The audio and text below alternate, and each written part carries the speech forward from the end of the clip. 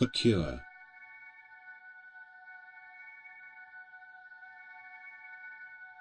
No ritual, no sound, no form, no prayer, no scripture can ultimately free the mind from ignorance and suffering. Only the unborn mind recognizes its own becomings, divisions of self, and reattunes to its true self-nature, like an ocean swallowing its own waves.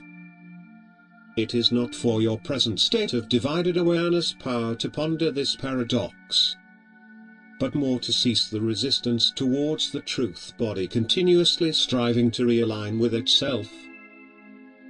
Without this act of complete surrendering to the noble wisdom of the Supreme Body, Buddha, Nibbana cannot be known. Essentially, it is a question of spiritual cultivation and rehabilitation from the bad dream known as samsara and all its illusory images that used to tempt the higher to sink into the binding itself to bodies and realms of the lower. One cannot force such a necessary nexus of appropriate conditions for proper first awakening. One can only apply, patiently, the specific cure as advised by the Buddhas and Mahabodhisattvas. Here we speak of balance, regularity, patience, skillfulness, clarity and reason. If you do not put your mind in balance, the mood swings from interacting with worldly affairs will prohibit your mind to reach the nexus of awakening. If you do not practice dhyana regularly, your mind will never have the chance to sense the nexus arriving, because all the noise of the body consciousness will continuously make it unaware of the nature and moment of this possibility.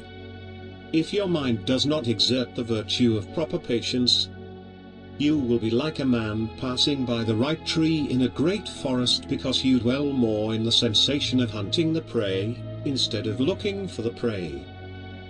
If your mind does not take time to contemplate the various states from dhyana and sutra reading, for confirmation, there will not emerge any skill to avoid the false enlightenments in order to encounter the true.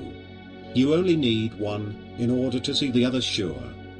The rest is just practice to build the raft and ride the rapids over to the shining land of the Buddhas.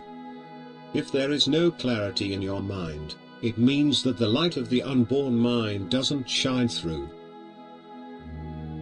The filter is not the right one. You are probably using the one shutting out the true and allowing the false passing through and fueling your present mind to believe it is the apex of creation.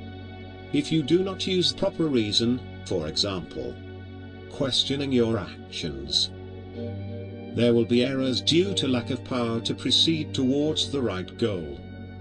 Hence you will experience many moments of sloth, laziness, fear, insecurity, unworthiness, anger and many other creations of the body consciousness as it filters the light of the unborn in accordance with its own current settings.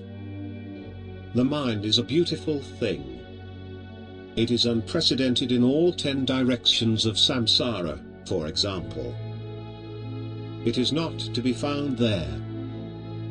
To know the true nature of the mind is far better than to seek to know and worship gods, men and other creations of samsara. But like all beautiful things, you have to work hard to get it. Yet, when you have it, what work is there to speak of? In that unworldly moment, when the real looks at the real, you will know the nirvana of effortlessness. Never compromise the fundamental tenet of your being, which is your true self.